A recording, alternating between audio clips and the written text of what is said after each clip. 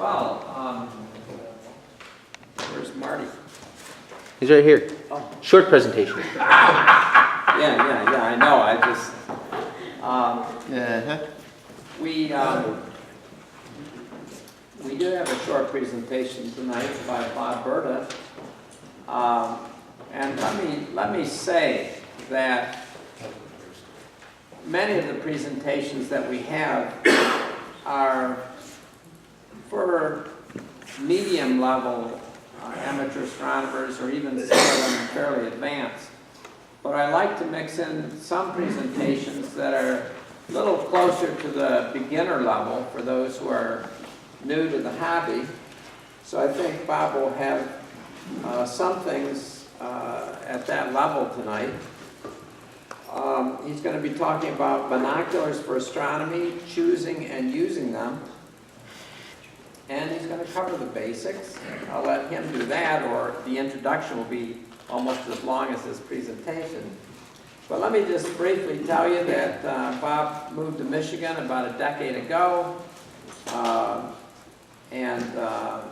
He's been a member of our club, held every position except that of treasurer. So he's served a lot. He's also a member of 3 other astronomy clubs, 2 of them here in Michigan, 1 in California. He designed and oversaw the construction of the observatory, newly installed just a couple years ago at the D-Bar-A Scout camp. Are you ready, Bob? Yep. Go ahead.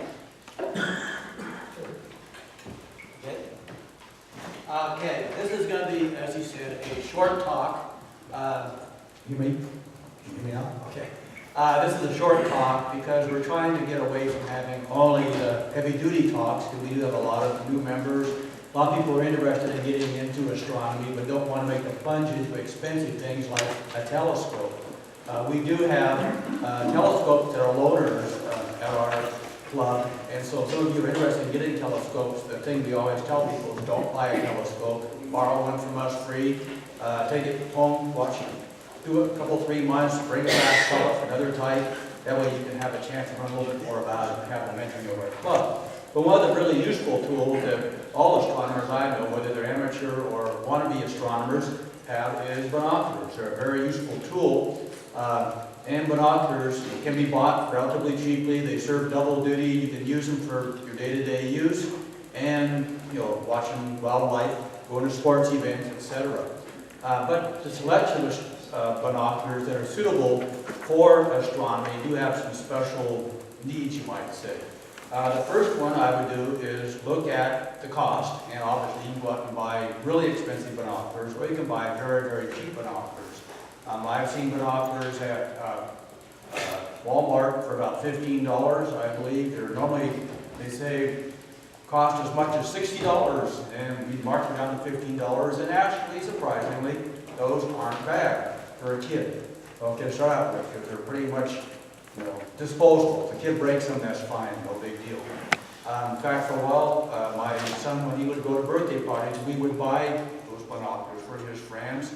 The point being is that he could then take those, bring them to a star party our club would put on. We show him how to use them to find basic things in the sky, and that'd be rudimentary to get started. But for the average person, I don't recommend those. Good binoculars are available from places like Ryan Telescopes, Celestron, V, many different companies carry those. The things to look for are, number 1 is aperture, because if you get a binocular like this one,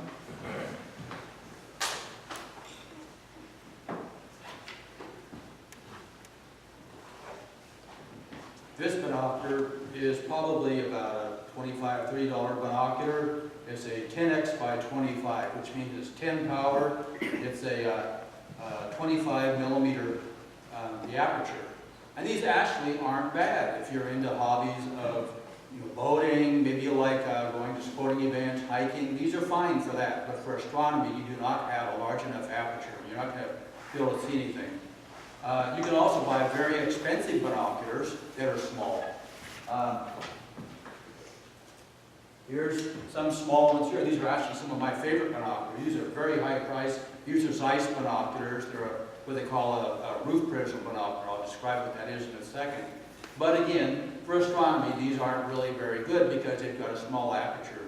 Generally, I consider the minimum size for a binocular used for astronomy is about 2 inches or 50 millimeter. You can skip by with about 42 millimeter, which are actually tend to be the sport type of binoculars. But if you're going to buy them specifically for all around, especially if you want to use it for astronomy, you get a 50 millimeter aperture. What is aperture? That's the big hunk of glass on it. Okay, like in all types of astronomy, aperture is a way of increasing the size of your pupil. Your pupil of your eye is very, very small, collects so much light. As you have a larger piece of glass, in this case a bigger aperture, bigger piece of glass on one end, it makes your eye equivalent of getting a bigger one. So you can actually see fainter and fainter things. That's why when you look at big, big telescopes, people say, well, that must be really powerful. A big telescope isn't really powerful, it's just a better light bulb. You can collect fainter light. So don't buy very expensive small binoculars, unless you can use them just for sports. Before we get into the things you want to look at with a telescope, binocular, things you would look for, things like in this picture here. On some of the binoculars, you'll see on the eyepiece end of them, they'll have a small rear element. You look at some of them like this one. This is from a Fujinon, which are very high quality binoculars. They're a larger element. This is a little bit more forgiving. Also allows you to have more eye relief, that's an important thing if you're like me, if you wear glasses. There's nothing worse than getting to a binocular and find out you can't get them close enough to your face and see the whole field of view without taking your glasses off. And I don't know how you are, but if I keep taking my glasses off, before long they end up on the ground stepped on. That's the end of the glasses. So I don't tend to do that. One thing that's really important in binoculars is how are you going to hold them? People say, well, just hold the binocular. Well, that's easy enough to say that, but in reality, you may find it doesn't work. First of all, you can have a binocular in different powers of magnification. Let's say 7 power, which is noted as 7x, on up from there. Generally, once you get beyond about 10 power, you have a hard time holding it steady. Probably not as much of an issue during the day when you're looking at wildlife. But if you're looking at stars at night, I'll guarantee if you get a high-powered binocular and try to hold it, look at the stars, you're going to get seasick because that stars are going to be put like this all over the field of view. You will not be able to make heads or tails of it. Some of the ways people deal with that is they'll mount these binoculars on a camera tripod, like this person here or there. There's obviously a real problem here because you're going to get a crick in your neck that won't count, that won't kill you the next day. So don't try to use a camera tripod. They don't work very well. This person and this person are just sitting in the back of a chair. That's actually a good way to do it. Just lay back in a lawn chair, lay in the grass with a blanket underneath you. Put them up, you can hold them fairly steady. Another way to hold a binocular steady is to firm up the mounting of it. And the way you can firm them up is to take something like this strap. You can wrap this strap around your hands to make it stiffer. Hold it tight against your body. Don't hold your arms out in space. Hold your arms against your body this way. That will help. Some people have had good luck with taking a piece of rope or cord, wrapping around binoculars, going down to the ground and standing on it. You can make a loop by putting your foot, spacing them out. You can make it up or down, put tension against it. You can hold it against that triangulation of that rope to hold it very steady. That will work. An expensive way to do it is to get a parallelogram. And this is, I think, like this. This is made by Orion. There's several companies that do this. This device, that's just a standard tripod. If you have a tripod, you can buy that part separately. Your binoculars fit on the end up here, and the advantage of this, if you're trying to have a whole bunch of people looking through that, as you raise and lower the binoculars from our height down to a kid's height, it stays at the same object, stays there, it doesn't move. So we've got one of these on one of the clubs I belong to with a large binocular, works really well. So that's the thing. But again, whoops, what are we doing here? There we go. What you do is look at the bolt. You've got, again, an expensive tool. probably about $200, but also you've got all the bulk and material you have to haul around with you. Okay, binoculars, one way you kind of rate them is how well they are coated, the lenses within them.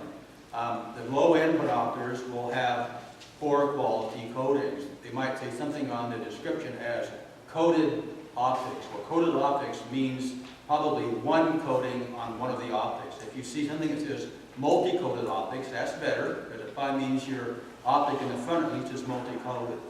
The best ones are described as saying fully multi-coated, which means all pieces of glass have the coating.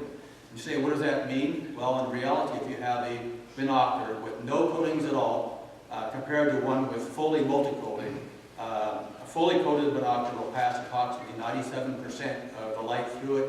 A no coatings at all is only about 56%. There's different levels in between, so that will also determine the price. Better fully multi-coated will get more expensive, but most binoculars are actually so competitive nowadays. Most of them will have two features. One is they'll have either really good coatings on it, or they will have a higher quality prism. The best quality prisms are what I call a poral prism. A poral prism is, a poral prism is a binocular type of system that allows you to invert the images. If you had a straight through optic, your images would be upside down. So they have to incorporate a device, a prism, to make the image look right reading. Up and down is correct, left and right is right. In this case, this is a poral prism, and for astronomy, that's actually the one you want, because a poral prism binocular will pass more light. This type of roof prism is actually a very expensive type of system. Some of the really high-end binoculars, like the Zeiss and the Leicas, they have this type of a prism, but they don't pass quite as much light. So you give up something for that Mooresville, compact look. You're going to be paying a lot more for that. And so generally we recommend getting a poral prism binocular. A poral prism binocular, you can kind of see the general shape. This is one here. It's got the hump in it, and that's what the prism is, a poral prism binocular. When you get those, a lot of times you'll say the type of prism. They'll say BAK, and a number. And the best ones are BAK4, which is back 4 prisms. And generally, I will not buy any binocular that doesn't have a back 4 prism, because now they are so competitive. Unless you've got a pure, absolute junk binocular, they're almost all going to have back 4 prisms now. But definitely don't make the mistake of getting something else. One way you can see that difference is if you look through a binocular. Let's say you go to a garage sale and find some for sale there. If you hold a binoculars, the end you will look at, away from your face this way, if you see a round opening inside of it, the visual look through that, that's a back 4 prism. If you see a multi-cornered image inside of it, that is not a back 4 prism. That's one way to find that. Okay, binoculars, I keep them in my car, one of my pairs, and actually I prefer for many uses a zoom binocular. Zoom binoculars, like zoom eyepieces, etc., have had a, I think, unfounded negative connotation, because a zoom binocular is actually very useful, because you can actually not only zoom in to see something up close, you can use that zoom to actually adjust the contrast around it. So many times, when you have an object that's kind of washed out, if you zoom in a little bit, you may actually separate that object from the background for astronomy. The other thing that's very useful in a binocular is to make yourself or get some solar filters for it.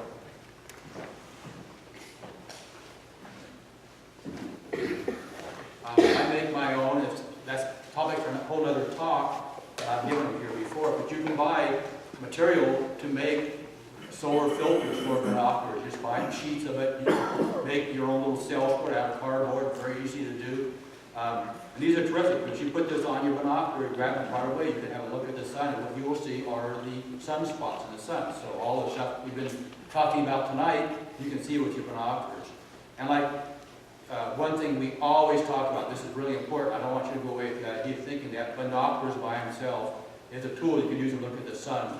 Don't ever look through a binocular or through a telescope at the sun. Also, don't even look at the sun with your naked eye, because you can do a lot of damage, even with your naked eye. And if you use binoculars or a telescope, I can just about guarantee you're going to probably blind yourself instantly. It's very, very dangerous. So never use that to look at the sun with that system.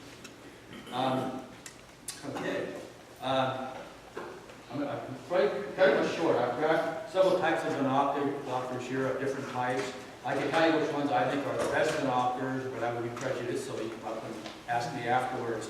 One thing I do have a feeling for, and this is, I've had a real problem with trying to hold binoculars, because one of my pairs of binoculars is a very heavy one, and I used to use it on a parallelogram setup, which was really a pain to use, and I said, you know, there's got to be a better system.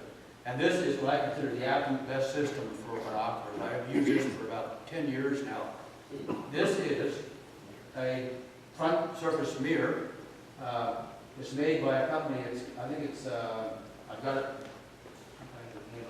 I think it's Trico Machining Company makes it. You can sell it online. And the binoculars itself are held rigidly like a microscope looking down. The way you look up in the sky is you move that mirror on this pivot to tilt it up and down. Then to see left and right, you just rotate it around the center. It's very easy to use. You can put that on the top of a tabletop, a picnic table, a car hood, or you can also mount it. It's got a mounting bracket. You can mount it on top of a camera tripod. And this takes all different types of binoculars. These binoculars are 16 by 70 Fujinon, which are very heavy binoculars. And I can guarantee if you look at that handheld, you're going to get seasick real quick. But do that device, they are absolutely amazing. You get really crystal sharp, razor sharp pictures. Does that have a go-to? Pardon? Let's go. No, actually, no. Actually, you can get, I've got for this, made a little cardboard thing with an angle on it. You can figure out the angle up and down, and you can mark the base with your 360 compass point. You can actually, with this, you can find out the coordinates of where something is, like so, line it up, you can find it. You say, well, how do you actually aim that thing? Well, I don't have it on there right now, but there is a device on there that holds standard laser pointer. It bounces a laser pointer off this here up in the sky, and you can sit there, look up in the sky, aim it, it's right there. So it's a really cool option.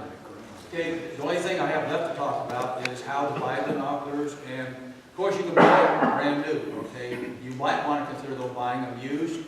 Go to a garage sale, whatever. The first thing you want to do is hold the binoculars out, away from your eye like this. Look at, ideally if you can find a fence line or a roof of a house, whatever, look through it and look at both images, not this way, but this way. Now look at the line. The line on both of these should line up, so the roof line or the fence line should be straight. If one of these fence lines is up here, the other one's down here, they're not pollinated. And you don't want those, so that's the number one thing you want to look for. The other thing, obviously, you want to make sure they're all scratched and dinged up and smudged and everything. Finally, when you're buying binoculars, you can buy them locally, but you may find you get some better deals by finding deals through mail order places. Orion has some great binoculars. You can buy them through there. But you can also go to the camera companies or the camera stores, the big ones in New York. I've bought a couple, 3 pairs from there over the years, and they've given you good deals, quite a bit mark off. You can also keep your eye peeled for what I call the bulk clearance type of thing, where they get a whole bunch of leftover models. One of my favorite binoculars actually is a Bosch and Lone binocular, a zoom binocular that I bought. It's a Legend series, which they discontinued, and I think it was B&H Photo in New York bought a whole bunch of them. These were normally $400 new. They had them for $124. So in my club I used to belong to in San Francisco, California, one of the guys bought one of these, and we were so impressed. Almost every single person in the club bought a pair, so we love those. They're terrific binoculars. One thing you also, when you're looking for a binocular, you may want to avoid any that have a red tinted coating on the front. There's nothing wrong with those actually for everything except for astronomy, because a red coating tends to actually work against you for faint objects and everything. Mm-hmm. There was one type of red coating, and that was used by Zeiss for a while, which is actually a very high-end, And also there's one that we used by, of all people, a Japanese company which sold through Tasco. And that particular Tasco model was a really high quality, very expensive. I had one of those. Originally they were about $400. You can get a Tasco binocular for $400. Tasco does not make anything. They only sold stuff. And there are some things that they made which are really high quality. One of the sharpest binoculars I ever saw is a Tasco binocular, one of the sharpest. So don't be misguided by thinking that only you have to have certain name brands. There's many brands out there, Adler, Baker, some other ones you probably never heard of, but they are some outstanding binoculars.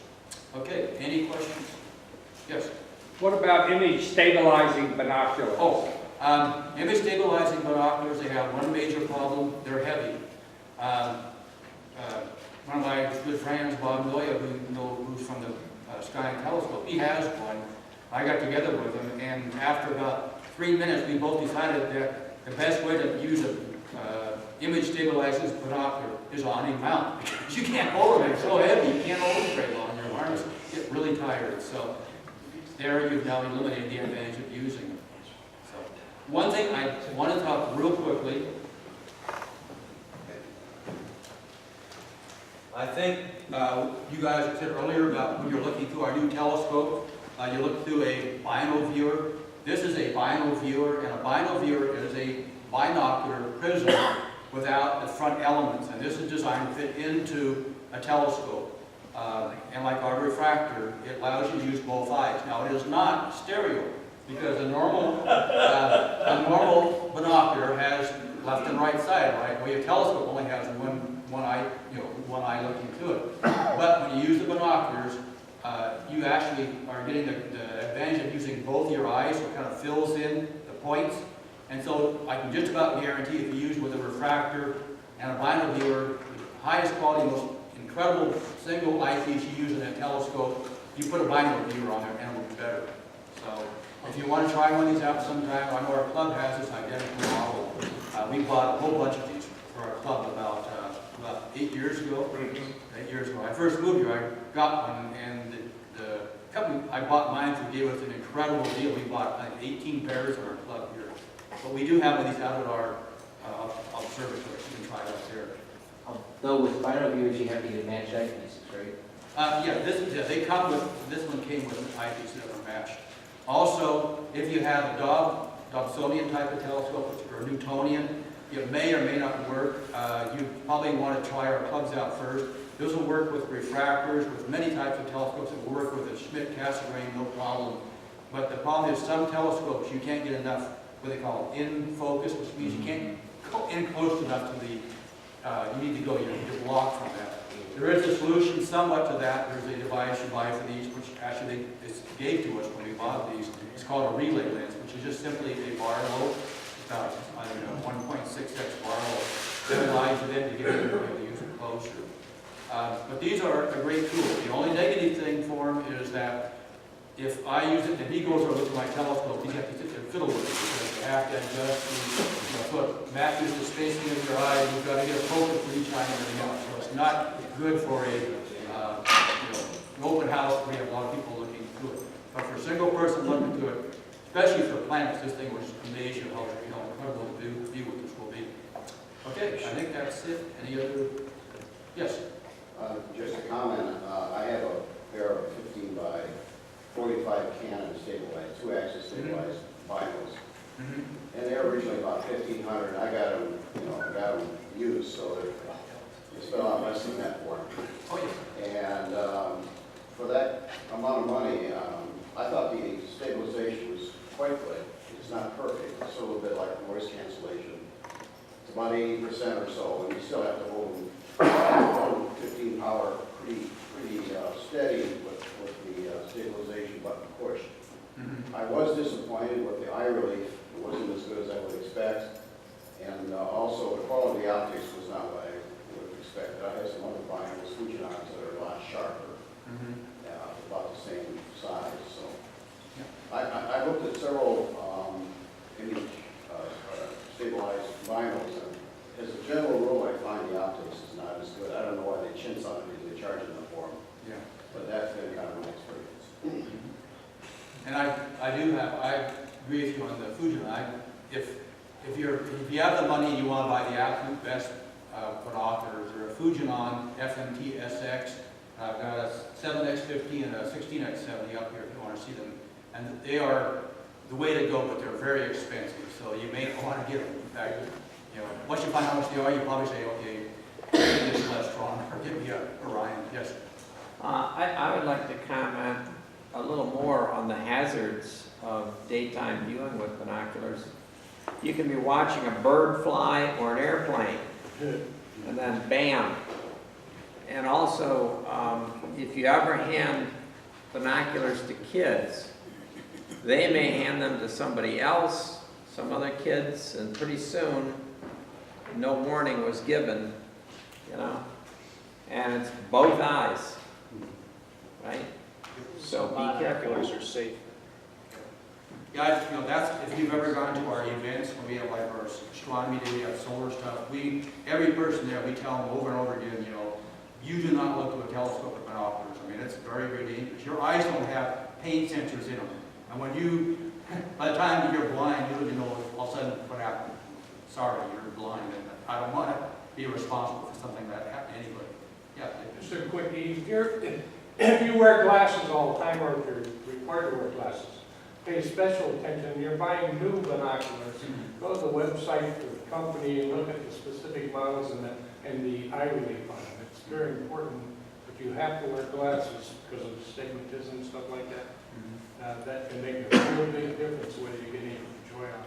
I would agree with you, but not agree with you because I tried to do that, and I found out the companies are all over the place as far as they'll say 16 millimeters eye relief, another one say 16 millimeters eye relief, and they're not. They're, you know, there's some I've seen that should have been no problem. I couldn't get them to focus. I couldn't get close enough. Other ones I don't think should have worked, and they don't. So my recommendation is try before buying. And check cloudy nights. And cloudy nights, yeah. Yeah. Another test for optical quality in binoculars is try to look at as straight as possible of a power line and watch the thickness all the way from the center to the edge. Some of them, the thickness of the line will actually get really big, and that means you're going to have distorted images around the edge of your view. So the best test for that is a straight power line and see if the edges get thicker. Yeah, Phil? I would just like to make a comment that I have now got enough gizmos for my telescope. I don't even have to look through it at all. Yeah, that. Everything No. images and downloaded. Don't even have to put my eye up to anything. It auto aligns, auto tracks, auto downloads. Pretty soon you'll be able to just log on to the website and download photos. Oh wait, Alrighty, so here are your options for snacks. If you would like I was going to say cheap junk food, but it's really expensive junk food. There's a vending machine out there.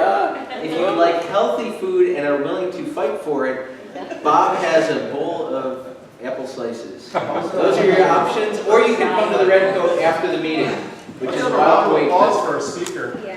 Huh?